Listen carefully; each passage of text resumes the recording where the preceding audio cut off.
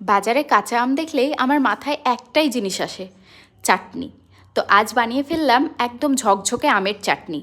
Welcome to my channel ভুলভাল রান্না। আজ বানাতে চলেছি কাঁচা আমের চাটনি। কিভাবে বানালাম? প্রথমে কাঁচা আম স্লাইস করে কেটে ভালো করে ধুয়ে নিলাম। তারপর সামান্য হলুদ দিয়ে হালকা সেদ্ধ করে নিলাম, পুরোপুরি না, ওই 80% মতো, একটু বাইট তো থাকতেই হবে। এদিকে কড়াইয়ে চিনি আর একটু জল দিয়ে বানিয়ে নিলাম একটা সুন্দর সিরাপ বা চিনি সেরা। সিরাপটা তৈরি হয়ে গেলে তাতে দিয়ে দিলাম কাজু বাদাম আর কিশমিশ, একদম রয়্যাল টাচ। তারপরে কালো জিরে আর মৌরি দিয়ে দিলাম আসল একটা ফ্লেভার। এটা কিন্তু আন্দাজেই দিয়েছিলাম, পরে দেখলাম এটা খুব সুন্দর একটা ফ্লেভার এনেছে চাটনিটার মধ্যে। এবার সেদ্ধ করা আমগুলোকে দিয়ে দিলাম ওই সিরাপের মধ্যে। তারপর স্বাদ মতো লবণ, বিট লবণ, গোলমরিচের গুঁড়ো আর কাশ্মীরি লঙ্কার গুঁড়ো দিয়ে ভালো করে ফুটতে দিলাম।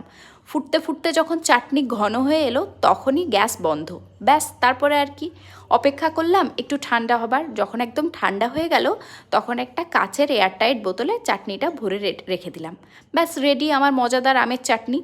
এটা চাটনি না আচার নিজেই ডিসাইড করো, কিন্তু খেতে একদম লাভ অ্যাট ফার্স্ট বাইট। এটা কিন্তু বেশ কিছুদিন স্টোর করে রেখেও খাওয়া যায়। যদি রেসিপিটা ভালো লেগে থাকে তাহলে আমার চ্যানেলটা লাইক, কমেন্ট আর সাবস্ক্রাইব একটু করে দিও। Thank you very much.